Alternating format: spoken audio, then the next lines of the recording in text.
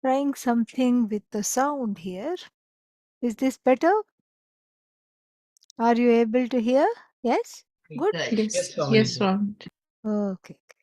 We'll keep it like this for some time and see.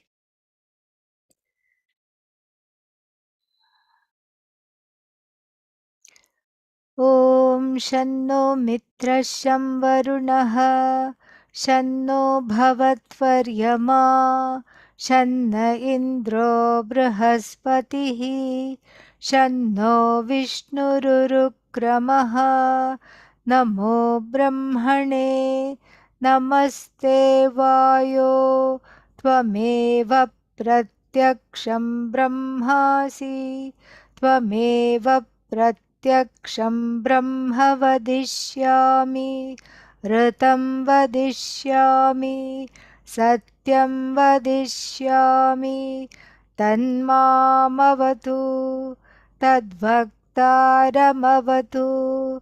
अवतु माम् अवतु वक्तारम् ॐ शान्ति शान्ति शान्तिः ॐ सहनाववतु सहनौ भुनक्तु सह वीर्यङ्करवावहै तेजस्विनावधीतमस्तु मा विद्विषावहै ॐ शान्ति शान्ति शान्तिः. Let's see where we were by looking at the Bhashya. This is one way to get connected back to where we are.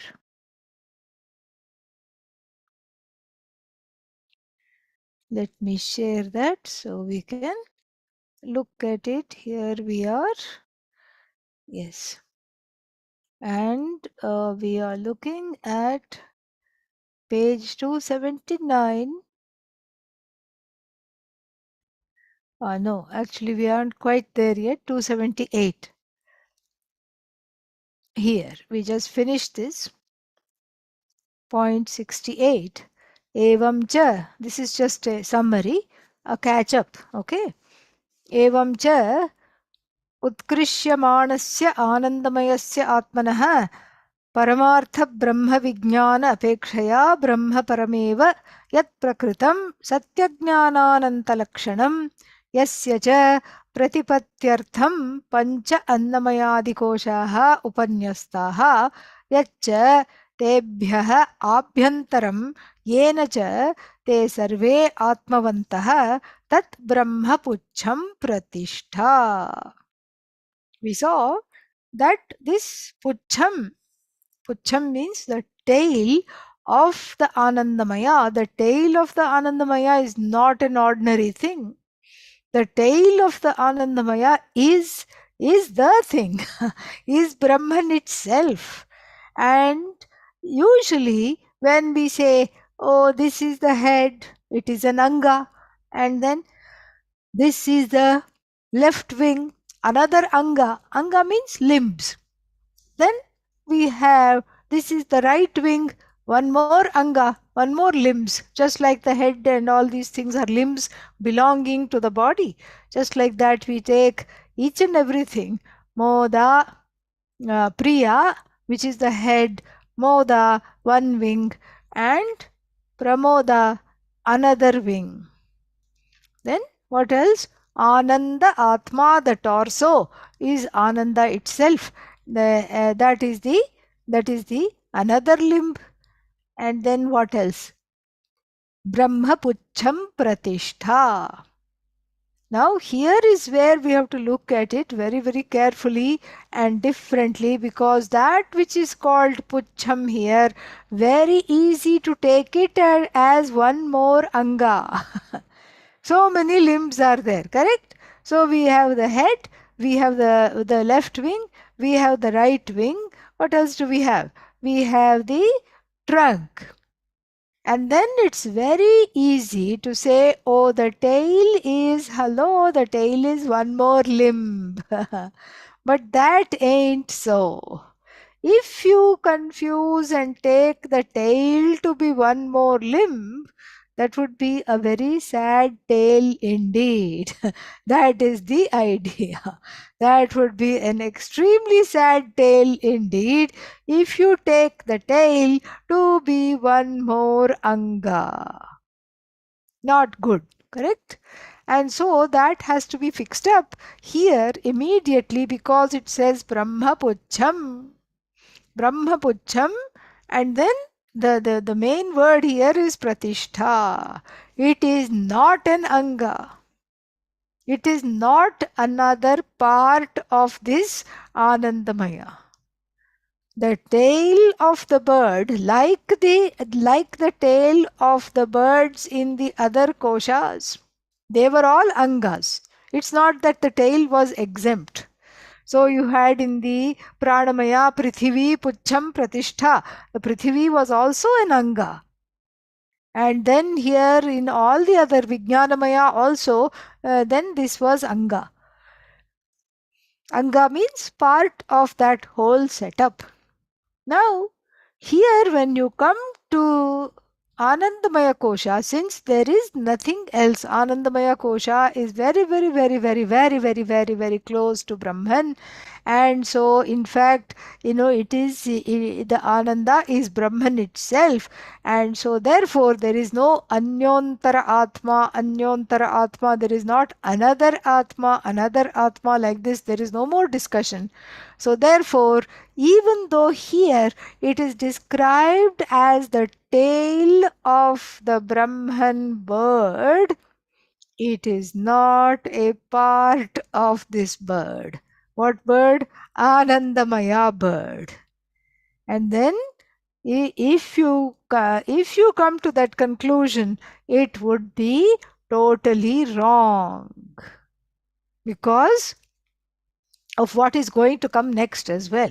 That's why it would be wrong, and we'll see that the shloka associated with this. So it is not the anga. If this much is clear, anga means part of the Anandamaya. In fact, it is pratishtha. It is that in which the Anandamaya finds itself to have some existence. It is the pratishtha of the Anandamaya. And Pratishtha means that the truth of the Anandamaya, the basis of the Anandamaya is this tail.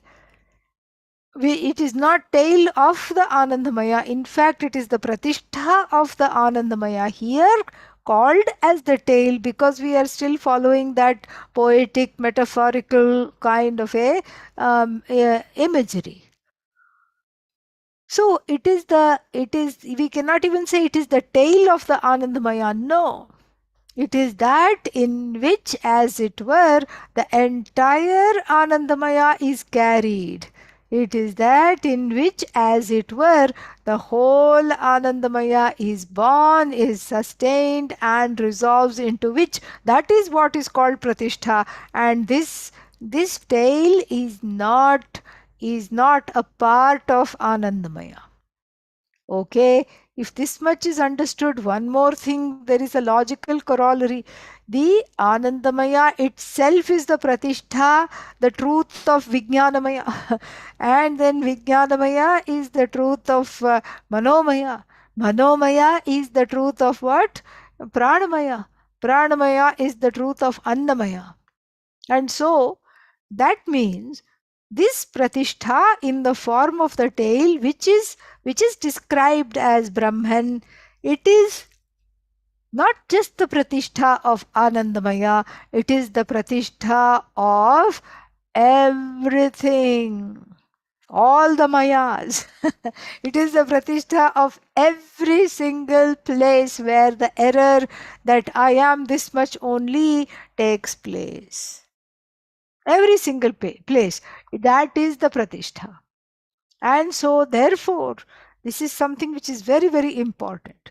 So, we now know that this pucham, even though technically pucham, the tail is a body part of the bird here, the bird being Anandamaya, the tail is not the body part. It's not a part. In fact, it is not an anga. Then if it is not an anga, what is it? Huh? What is it? What is the option? It is not Krishna. anga. Then Whole what? thing. It is the whole thing. It is Angi. That is how to look at it. If it is not Anga, there's only one option. It is Angi. Now, what is this Angi? Anga itself, with great difficulty, I understood. Now you are introducing Angi. Angin. Angin means Angaha. Asya asti iti. That which has the Anga is called Angi. That which wields the Anga, meaning that which possesses the anga, because this matup, the pratyaya, tadasya asti iti matup. So this pratyaya, the suffix itself is like that. That which has something is called as the angi. The angi is the one that has the anga. Not just one, but many angas. So here, listen carefully, many angas, one angi. So then the one who has the head and the moda, pramoda, etc. is not Anandamaya, is Brahman alone. That we have to understand. So if this is understood, then it becomes very easy to see what comes further. Tadeva cha sarvasya avidya parikalpitasya dvaitasya avasanabhutam advaitam advitiyam brahma pratishtha. Tadeva means what? Tadeva Brahma. That Brahman alone is the truth of all Dvaita, all duality. And of course, whenever Adi Shankara discusses the word duality, brings in the word Dvaita, he makes it for sure. He makes it a point to say avidya parikalpitasya dvaitasya. The duality is understood. Why? Why is it understood as duality? It is understood as duality primarily because there is no understanding. That's why it is understood as duality, all right. But then the duality is seen because it is a projection of avidya, parikalpita. Kalpita, imagination, parikalpita. Here you may take it as a projection. So the projection of avidya. Avidya is jada, but then the person possessing the avidya, identifying with the avidya, is the one that projects this dvaita and believes in the dvaita. And for all this projected dvaita, the duality, Brahma, this Brahman alone is the pratishtha. Anandamayasya ekatva avasanatvat. Ekatva avasana. Avasana means full stop. The duality stops here. So that is what? Ekatva avasanatvat asti अस्ति तदेकम् अविद्याकल्पितस्य द्वैतस्य अवसानभूतम् अद्वैतं ब्रह्म प्रतिष्ठा pucham. This is not an ordinary imaginary, this is not the same kind of a setup as we find in the other koshas. Anandamayasya, for the Anandamaya kosha, ekatva avasanatvat. Since there is only one place of resolution, then tadekam avidya kalpitasya dvaitasya avasanabhutam. So that place of resolution, which is Brahman, happens to be the place where all duality comes to an end. And so that's what dvaitasya api avasanabhutam advaitam brahma. And that is what the tail is. So that is what this has to be understood properly. Otherwise, there can be some kind of a confusion there. Okay, yeah. So tat etasmin api arthe eshah shlokah bhavati. So what follows to bring home this Anandamaya, to bring not, I mean, we are not interested in Anandamaya, to bring home the truth of the Anandamaya, which is Brahman, as the truth of the Anandamaya, there is a shloka. This shloka is not about upasana. Why? Because we have been there and done that already. We have been there and done that. We have done upasana and we have seen the individual and the total. And here from there is no vyashti, samashti, this kind of a thing is not there at all. And why is it not there? Because the whole thing is a projection. Vyashti, that there is a level called the individual level projection. Samashti, that there is the total. Tadapi, that also is a projection. So if these projections are there, then there is no need to talk about, when we have understood everything as a projection, then there is absolutely no need to talk about the individual level. What does Anandamaya say? And then the collective level. No. And then I will do upasana on Anandam Brahma. No such thing is necessary. No such thing is even possible, because the upasana that is done is always for something other than you, not for you, and for something other than you. So then that Dvaita is not possible, because Brahman being you, it is not an object of meditation. We have already seen that in many, many other contexts. And so here, the very, very interesting here. So this is the shloka that is going to come is a do or die shloka. Really. It's just, if you are with the program, then it is okay. If you're not with the program, some dire consequences will come. Okay. So then, let us chant the shloka.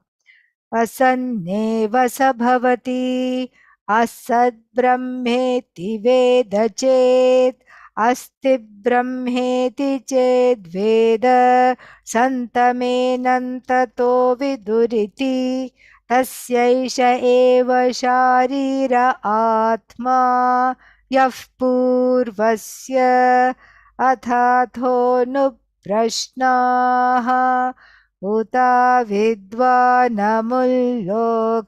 प्रेत्य कश्चन गच्छति आहो विद्वानमुल्लोकं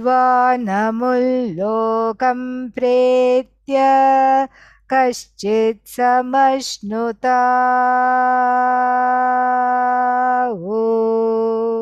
सोकामयत् बहुस्यां प्रजा येति स तपोतप्यत स तपस्तप्त्वा इदगुं सर्वमसृजत यदिदं किञ्च तत्सृष्ट्वा तदेवानुप्राविशत् तदनुप्रविश्य सच्चत्यच्चाभवत् निरुक्तञ्च निरुक्तञ्च निलयनञ्च निलयनञ्च विज्ञानञ्च विज्ञानञ्च सत्यञ्चानृतञ्च सत्यमभवत् यदिदं किञ्च तत्सत्यमित्याचक्षते तदप्येष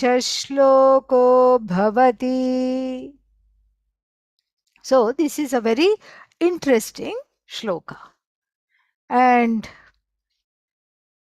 it deals with numerous topics. The shloka itself, let's just introduce the shloka. The shloka deals with numerous topics. And what are those topics? So the topics are, first is understanding Brahman from the standpoint of one's own existence. That Brahman is the truth of my own existence.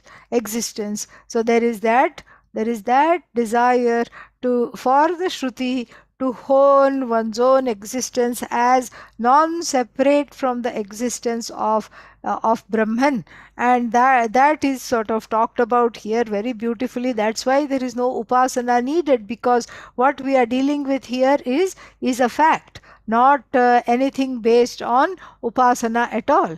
And so then what do we hear? What do we see here is that this so that is one topic. Then suddenly there are two questions. What do we get out of knowing Brahman? The student asks. Up till now, we haven't even understood that this is just like any other Upanishad with the student. Like in the other Upanishads, we have Nachiketa asking a question and all these things, and then Yama replying. In Prashnopanishad, we have what is his name? Pippalada, the teacher, and then 5 students, each one asking one question. All this is there. But then here we have forgotten that this is a dialogue by now. We have totally forgotten. We are just busy grappling with grappling with so many things. We are busy grappling with, what is this Anandamaya? What is this Manomaya? What is this Pranamaya? How to understand this? We are just sort of kind of together with it, and kind of sometimes lost, and then we are somehow come back, and then we just tell ourselves agre spashtam bhavet, meaning later on in some point in time hopefully it will get clarified. So like this we are going on, and we have totally forgotten what the point of this whole thing is. We have totally forgotten. We have forgotten that this is indeed Brahma Vidya, and then we have forgotten that this Brahma Vidya cannot be studied on one's own, and for which a guru is needed. And there is no guru here so far. No guru was introduced, much less the student or students. But the Upanishad is no different than the other Upanishads in that it is in the form of a dialogue. So, after the Kosha's discussion is concluded, the student asks 2 questions, and those 2 questions are in this Plutaswara. You saw that the chanting got elongated. Kaschana gacchati. You have to count 3 times. Kaschit samashnuta. Like that. And that indicates this Plutaswara prashnartham. Pluta means elongated, 3 matras. Otherwise, we just have 1 matra. You are not supposed to drag things unless you are singing. If you are singing, it's okay. So if you are singing Mahaganapatim Manasa Smarami, so you can go like this. You can do that. But you can't do that if you are not singing. Then it looks very funny. If you're talking, you cannot say Aham Tvam Smarami. It looks very funny. They will think that the person is suffering from some kind of either a speech impediment or even worse, a brain impediment. Okay, and so this is not done. So at the most you can have 2 matras. Like this is there in the vocative case. Rama. Because the Rama is running away. going away somewhere, and so you want to, what do you want to do? You want to call out to Rama. And you want to call out to Rama means you have to use two matras. Rama, Rama, like this, two matras. So that is allowed there. And then sometimes to call, also if they are still further away, you can say Rama. You can say that. So in avahanam, or in the vocative case, to call out, sambodhana, meaning to address and to call out, also you can say, you can use this what is called plutaswara. Otherwise, the plutaswara is reserved for very few things. You can't just use it in everyday speech. You have to just not do that. So what do you do then? You just use it for here in the sense of a question. You use it for a question. Then it becomes justified. The plutaswara is there in the form of a question. So two questions are asked. What are they? Then that is the second topic. So aho vidwan amun lokam pretya kaschana uta vidwan amun lokam pretya kaschana gacchati. Meaning, these two questions embody a particular topic. What is the topic? What happens to the jnani after death? Amum lokam. This loka having left, pretya, in gatau, second conjugation. So, e to go, and pra plus e becomes pre. Pretya, having gone. So when you add pra, it means forcefully ejected from this world, not coming back. That is what. So, so if you just use e in gatau, that's different. If you say gatva, okay, no problem.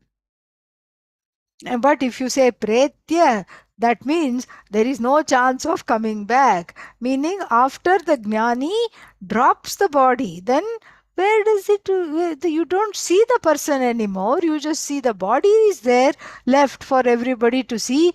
And where does the person go?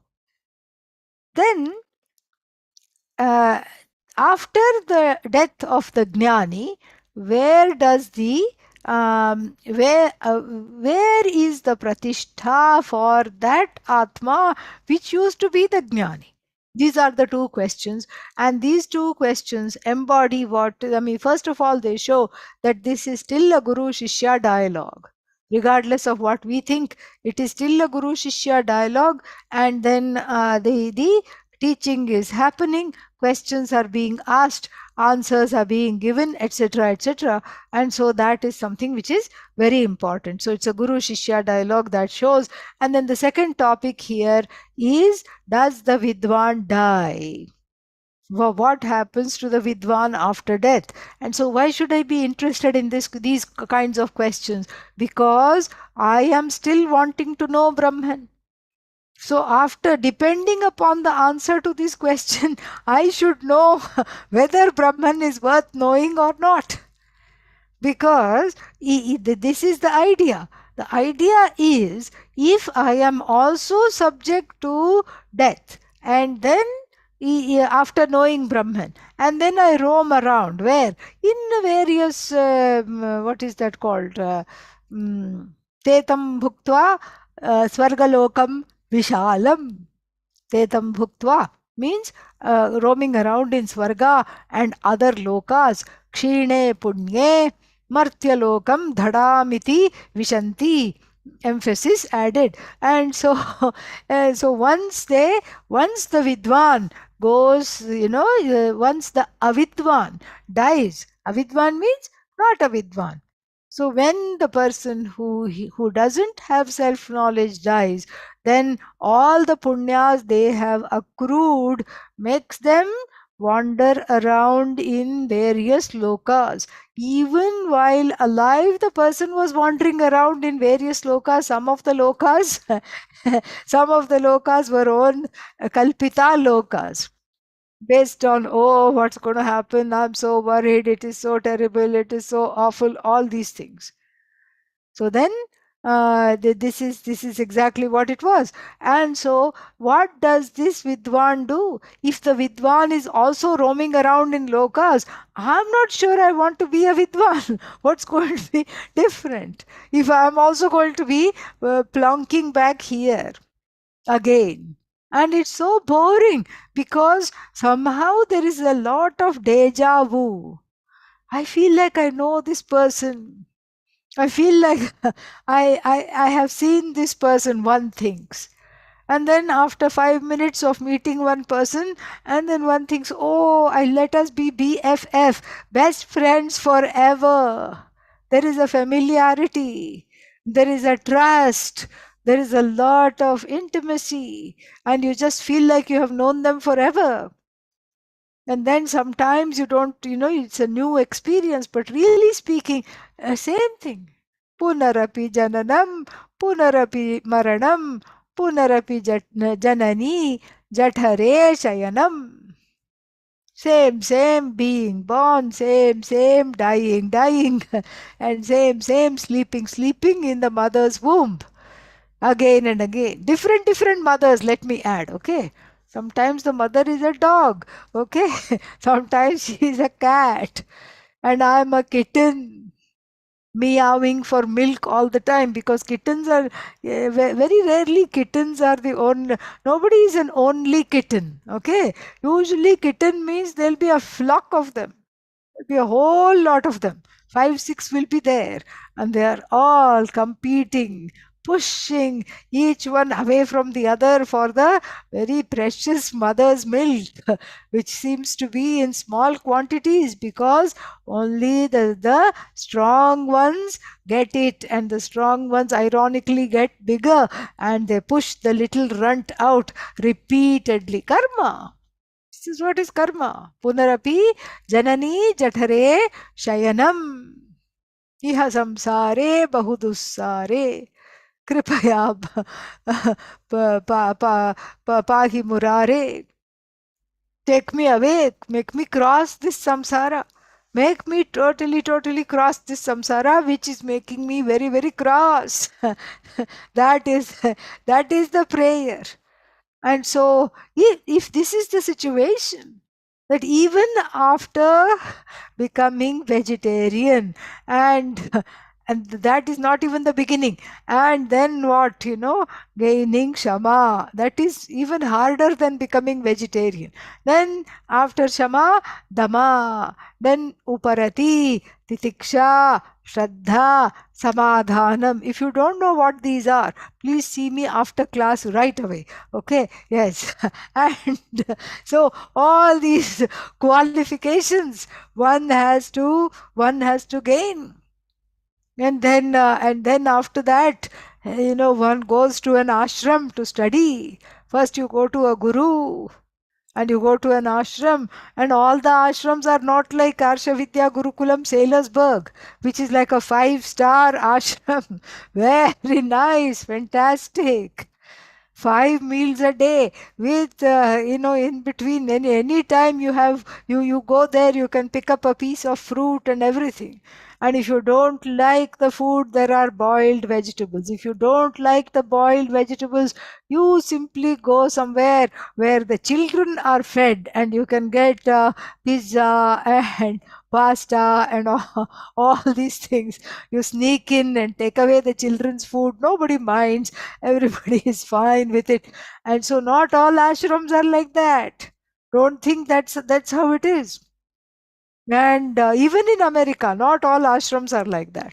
And so you go to the ashram, and then you brave it out because whatever you want will not be there.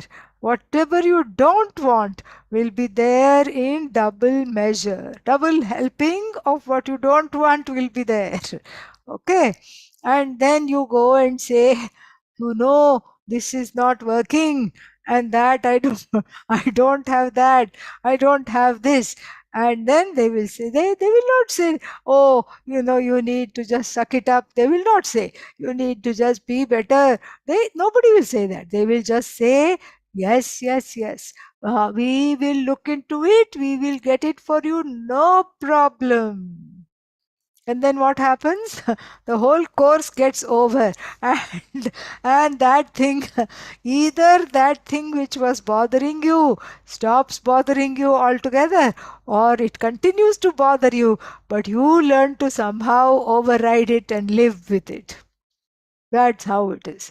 And so, because it's just, the ashram is meant for growth. And growth will happen if you go to an ashram, whether you want it or not, whether you like it or not. And that is the, that is the idea. So then you have gained all these qualifications, and then you have also, what have you done? You have gone to the guru. You have given up a lot of things. You have given up your favorite items, and you have given, and then if you go to any ashram in India and ask for pasta, they will just remove the A and say it is belonging to the past. No pasta. You just revel and think of the past when you had it. That's all it is. No, nothing like that. No such things are available. One day, dal and rice. Next day, rice and dal. That is that is exactly what is in one's lot. And so therefore, and in fact, it is all a plot. It's a plot for self growth. And so so what else is there to do? Nothing. You just have to grow. And then after doing all this, after months and years of study and deprivation, and then mind over matter. What is mind over matter? If you don't mind, it doesn't matter. That is mind over matter. And so somehow you learn to not mind it, and somehow you just grow and everything. And then you are told, well, like the Ajnani, you will also come back. What a shock! You will also come back. Definitely, you will also come back, just like how the Ajnani comes back. What happened to all the things you gave up? What happened to all the things? Nothing happened. It's just all for naught. It's all for waste. And so like this, that should not be the case.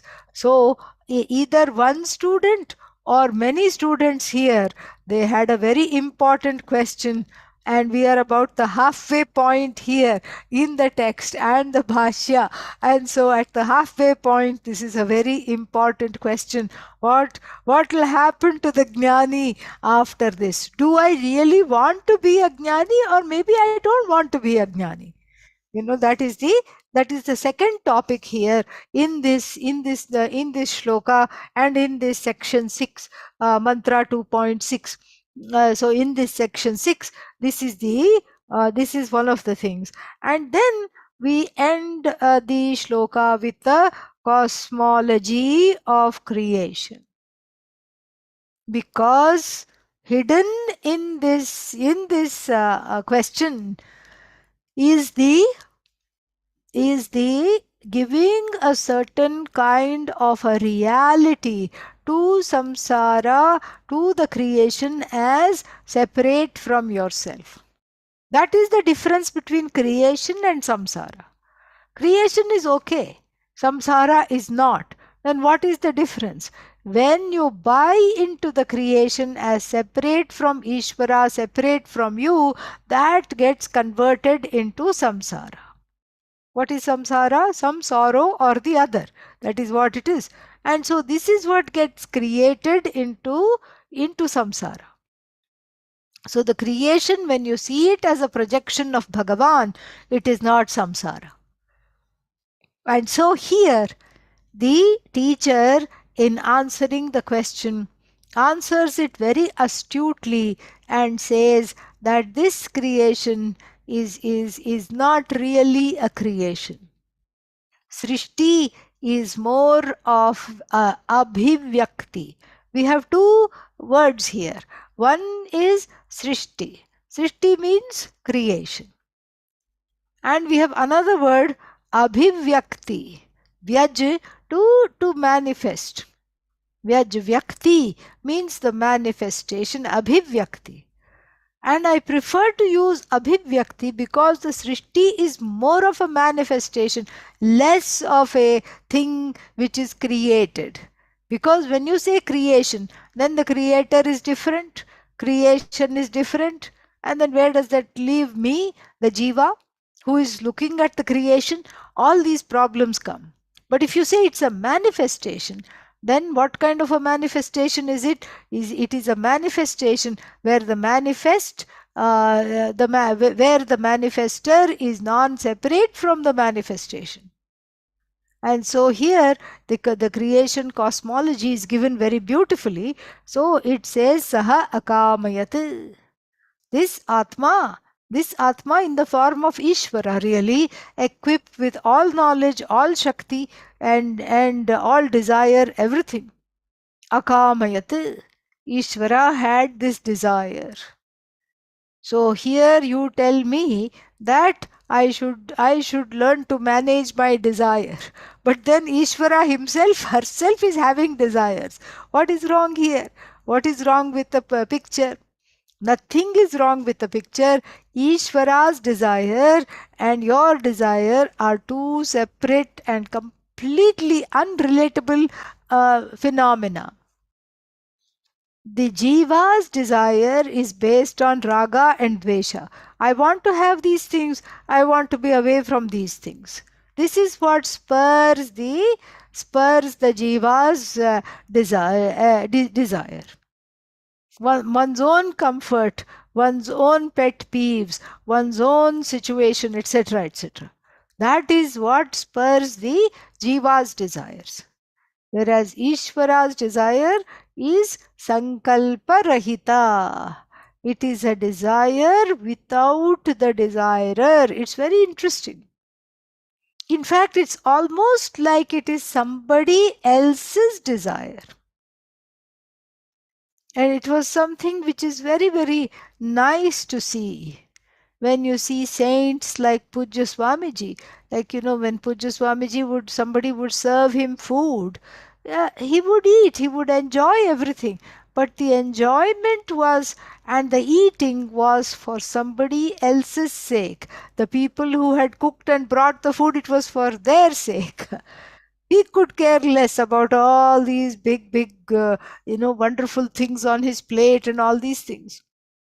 He could care less. But for the family who had spent 4 hours cooking all these delicacies, they should feel good. That is why he ate for them, not for himself. And that is what that is exactly how Ishvara does this. Ishvara creates the world, it is said, not for himself, herself, but for the jivas to have a place to work out the karma. Now this is a tentative explanation. Really speaking, the reason why there is creation does not warrant a reply at all. If one is a seasoned Vedantin, confronted with that question, one should say, or one should at least think, what creation? I don't see anything other than me. What creation are you talking about? No, where did the sun come from? What sun? No, the sun that you see. The sun that you see is really me. That's what you have to say. And so there is no point in going to the origins of this universe.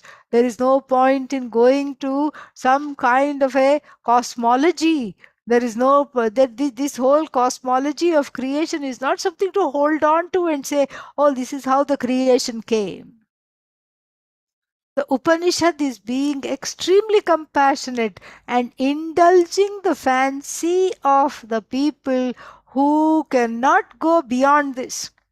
who cannot go beyond needing a cosmology of the creation. And why do they, pray tell, need the cosmology of creation? Because they are looking for explanations and they are unable to cross over the Dvaita. They are unable to Ishvarize everything in the universe, starting with their own body, mind, sense complex. And therefore, this explanation is needed. This is a tentative explanation. Saha akamayat. That saha is aham alone. Soham, that is what it is. That is what it is. And if soham is not understood, life indeed is just hoham. And Vedanta therefore becomes a journey from hoham to soham.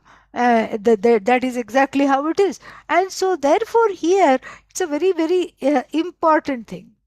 It's very, very important to understand that this creation that is being talked about is really, really non separate from oneself. But here it is presented, that non separateness is presented in a unique way for easy assimilation. Let's say there is Bhagavan, and this Bhagavan, a thought, visualized, created. So, saha akamayat. So if Bhagavan had a desire, what would be the desire? It's not that, oh, let me give the jivas a place to stay. No. The jiva is Ishvara. So the desire is articulated as, let me as though become many. Bahusyam prajayeya.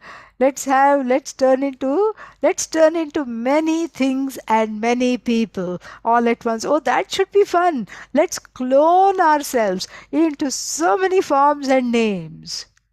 And then saha tapaha atapyat, sat down in meditation. No.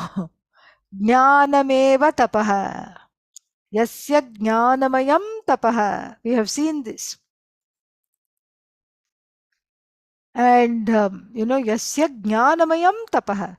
Whenever the word tapas comes in the Upanishad, it does not mean austerities or meditation. It does not mean little Spanish snacks, hors d'oeuvres. What does tapas mean?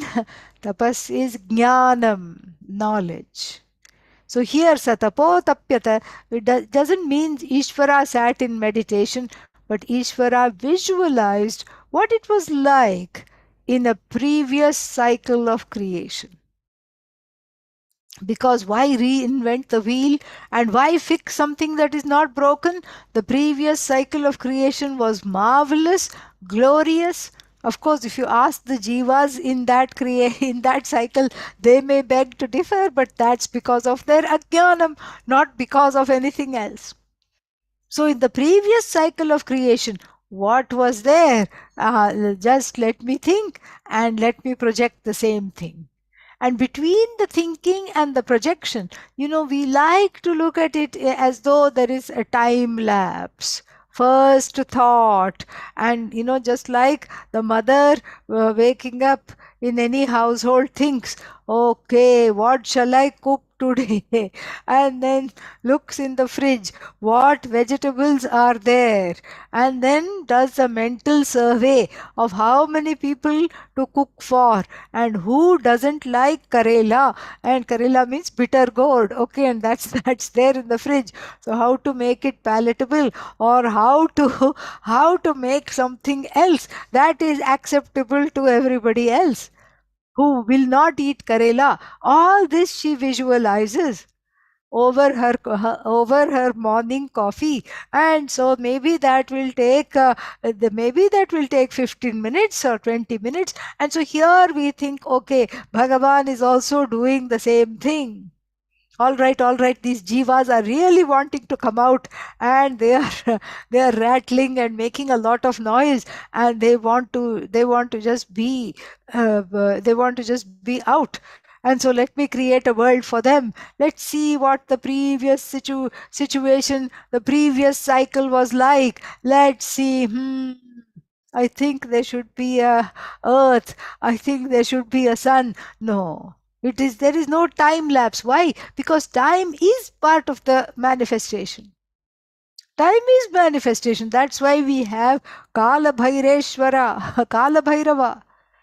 That is, Kala is time, Lord of time. And Kali, the feminine counterpart, the goddess of time. That's why she looks so horrific with a tongue out and huge red eyes. Why? Because when you stare at her face, one is staring at at one's own mortality. The end of time means what? My own time on this earth. That's how one measures time. And so therefore, and then you go, stop making eye contact and then look at what she is wearing. What is she wearing? A beautiful garland of roses, correct? Yes? Show some signs of life. What is she wearing? Skulls. Ah, a mala full of skulls. And as though there is, between the two skulls, there is one space. For whom? My own skull. Oh my God. That is where I will be there. Why? Because the person is body identified, mind identified, totally identified with the body mind sense complex. And so therefore, this is so time. We can't think of Ishvara visualized first. There is no first. There is no second, because when you say first, second, third, you assume that time is absolute. Here we didn't wait. The Upanishads did not wait for Einstein to come and say time is relative, space is relative. We knew that long ago. Space is still yet to come. Time is yet to come. So the visualization, there is a simultaneity of the visualization and the manifestation. A seamless simultaneity, and that is what we have to respect, even if we cannot wrap our minds on it, around it. No space, no time. Space is Ishvara. And that is the rahasya, that is the secret of this temple called in Chidambaram. The Chidambaram temple, you go there and you will not find Shivalinga.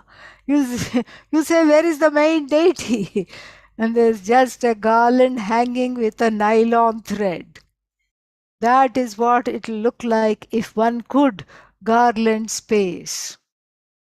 If one could garland space, that is what it would look like. And this is the secret. This is the rahasya. This is the mystery of Chidambaram. Space is Ishvara. Time is Ishvara. And so really here there is no passage of time or passage of space. Saha akamayat, and then between the kamana, between the sankalpa, that let me become many, and then the tapas or the visualization of the previous cycle of creation, no time has elapsed. Satapas taptva. See, the grammar is so limited. We have to use tva and lep. Tapas taptva. Taptva means what? Having done that. And then it is said in the grammar rules also that please use the suffix tva, when you have completed one action and you are about to begin another. Having completed one action, you are about to begin another action. That is when this tva is used. This is what is told. Very interesting it is. So here, having completed means what? What is the measure of completion? Time. Time is the measure of completion. So here, grammatically, the poor Upanishad is constrained to use tva and lyap, but there is no time lapse here at all. So, satapas taptva, having done this, even though it says having done this, there is no doing, there is no undoing, there is no doing, nothing. So, doing this Having done this, we are constrained to say, because there is no way of not, the language does not know how to operate without the concept of time. No language knows that. Sanskritam is no expression, no exception. And so, tapastva taptva idagam sarvam asrijata. Asrijata created everything. Idagam sarvam, all this that you see was created. Nana prakaram, so all various names, forms, and all these things were created. Yadidam kincha, whatever that is here, that srishtva, having created that, tadeva anupravishat. Anupravishat. Anupravishat means entered. Anu, accordingly, in accordance. In accordance to what? The law of creation. And what is the law of creation? That the karya is non-separate from the karana. That is the law for us. That's what we have been beating our heads to understand from the beginning. The effect is non-separate from the cause. And so this Ishvara, this Brahman, invested with all power, all knowledge, and invested with Maya Shakti, who is all power, all knowledge. And so this Ishvara created, first desired, visualized, created, and entered into every aspect of the creation. Tadeva means tat srishtam jagadeva anupravishat, entered the created thing. It's almost like you, in every culture, it's a big thing to have some kind of a dish which is filled. So you in the Western, in France and all that, you have a pastry. And then you make this light pastry, and then you take a little kind of a, some kind of a plunger, and then fill that up with some sweet icing, and you fill it up. And in India also we have all kinds of filled things. And the filler is called Purna. Really, that's what is Purna. And that's exactly what it is. So you see, in Maharashtra, there is something called Puran Poli. That is what it is. It is Purna. Purna means that which the roti by itself is not no taste at all. The bread is very boring, very flat, and there's nothing there to, there's nothing to write home. This is nothing to write home about. But then what do? you you put a little ball of sweet, some kind of coconut and everything, and jaggery coconut. Sometimes you fill it with, or you fill it with some dal again, which is mixed with jaggery and some nice aromatic cardamom, saffron, etc. And then you fill this, and then you roll it out, and then you bake it on the griddle.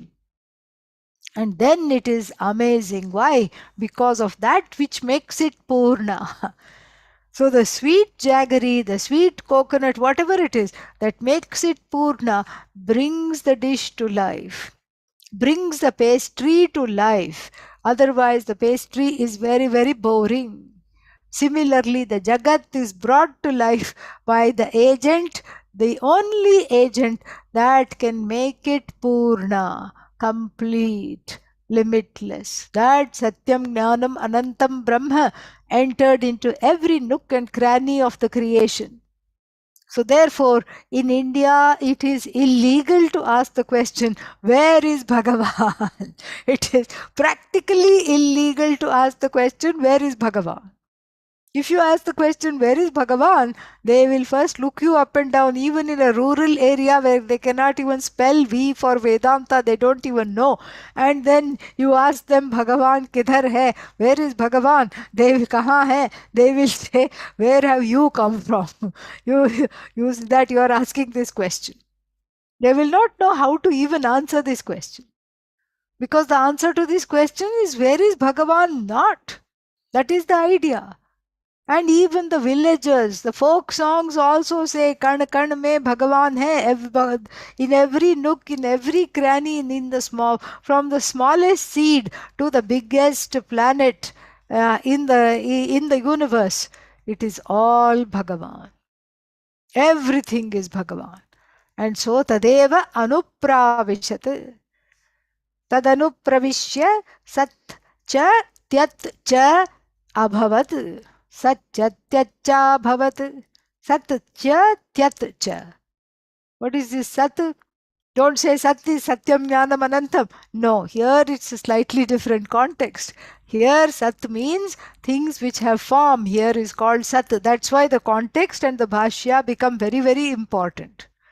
Otherwise, we will end up translating it wrongly and going away with a wrong understanding.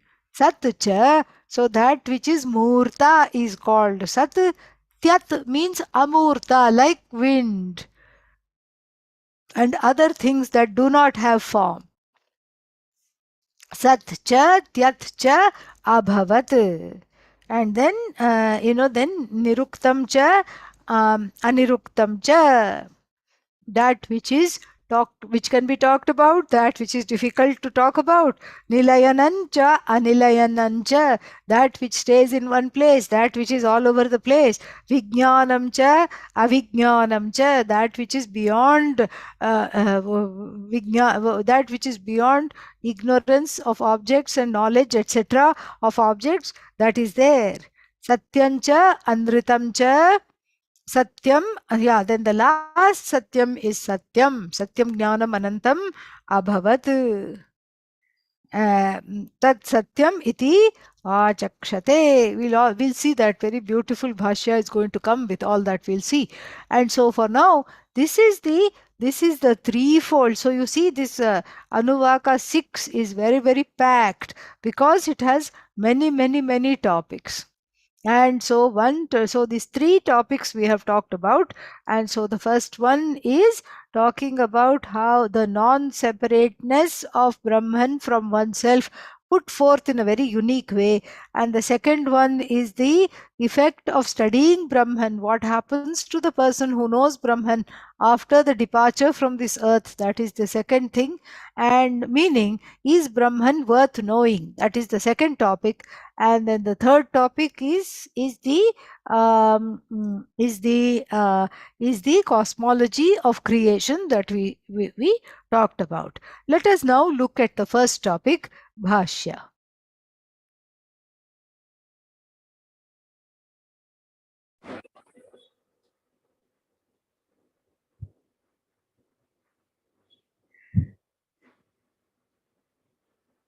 Asanneva सन्नेव asat samah eva असत्समः एव yatha asan यथा असन् apurushartha sambandhi evam अपुरुषार्थसम्बन्धी एवं सह bhavati सः भवति apurushartha sambandhi अपुरुषार्थसम्बन्धी कोऽसौ कोऽसौ यः यः असद् अविद्यमानं ब्रह्म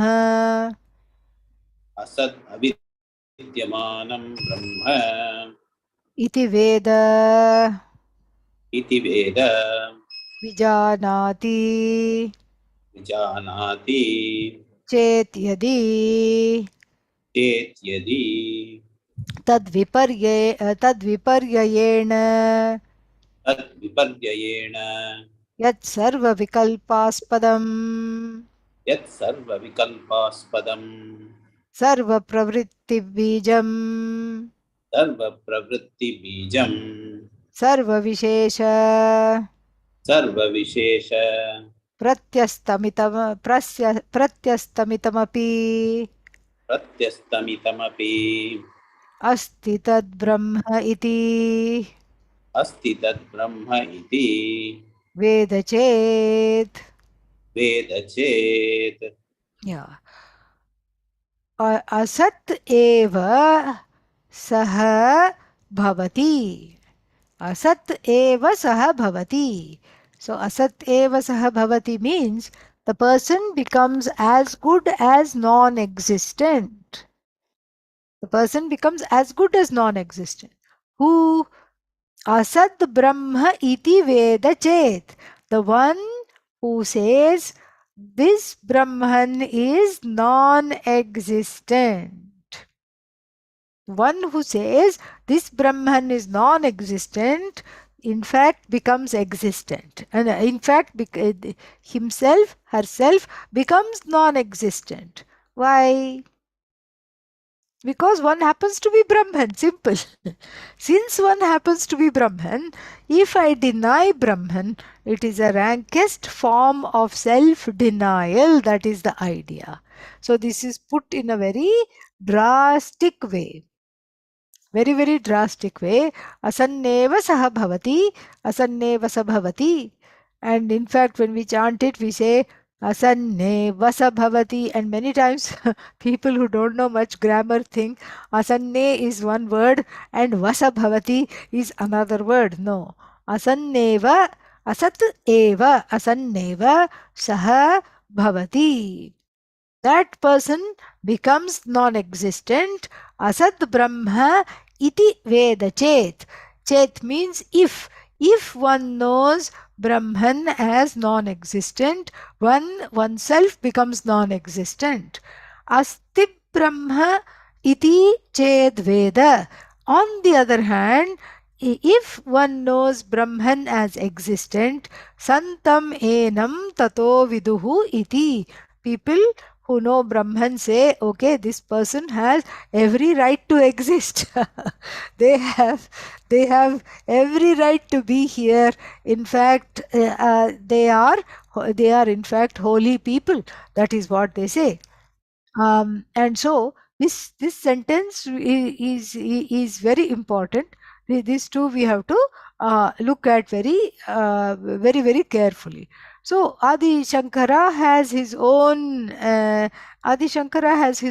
way of explaining this, and he explains this in two different ways, and we are going to look at that very carefully. And so what are these two different ways? The first way is to just take this asanne vasabhavati at exactly how it is, at face value. So, meaning, if supposing somebody says that that there is no such thing as Brahman, this person is convinced. So this person is convinced, and then, so what happens for that? What happens for that person?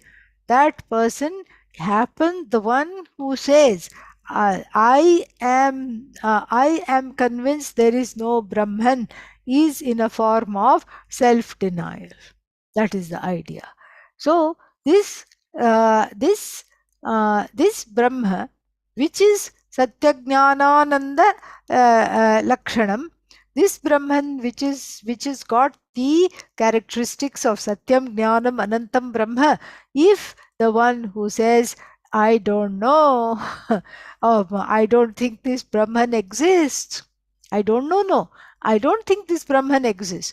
In fact, I'm convinced there is no such thing called Brahman. That person becomes Asat. In other words, so Veda Chet, Veda means knows. In fact, it's not about knowing. Here it's all about not knowing, coming to a wrong conclusion. That is the so-called knowing here.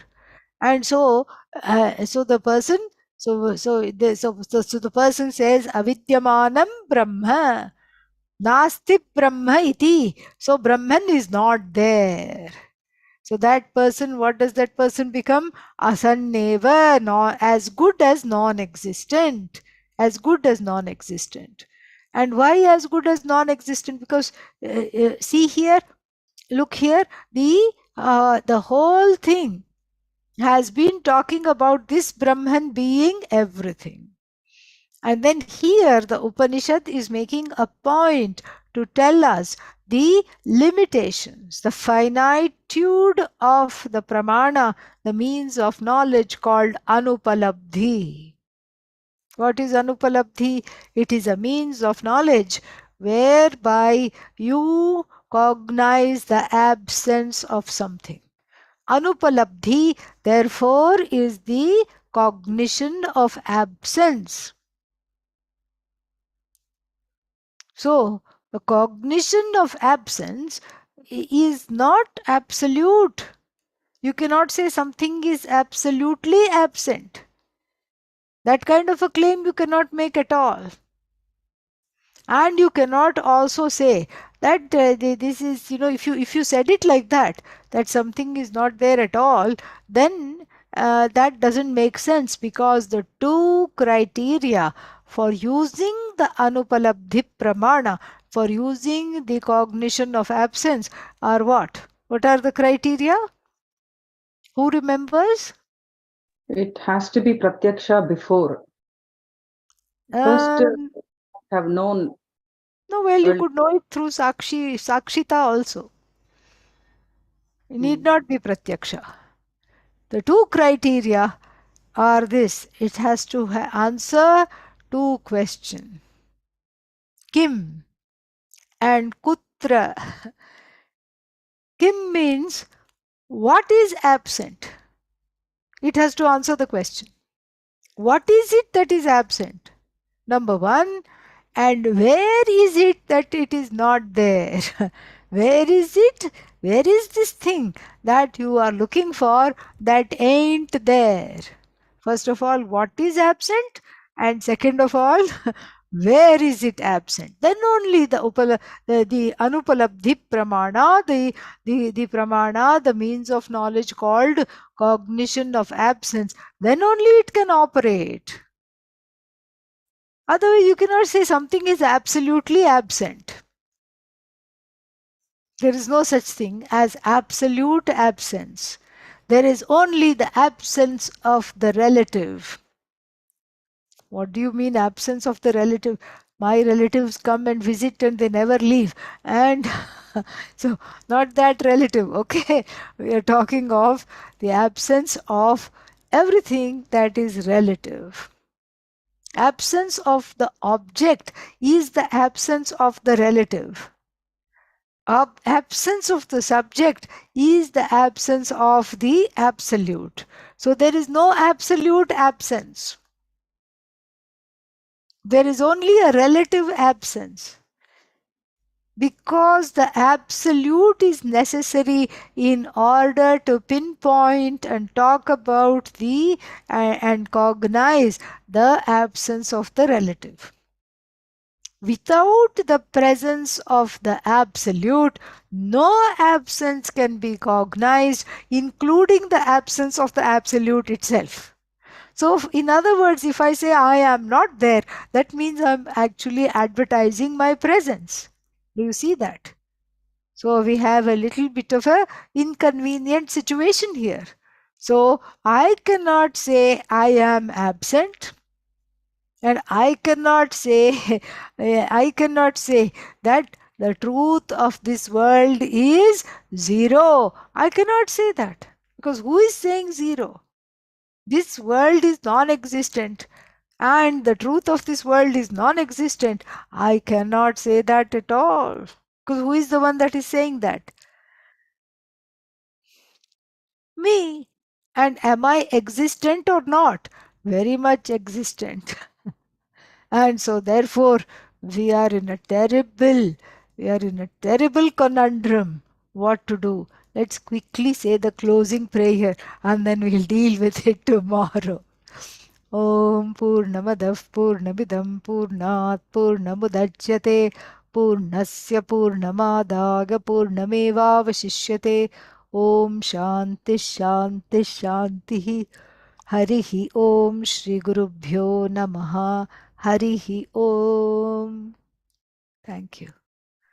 Tomorrow after this class there is a talk on what is that? On freedom from something.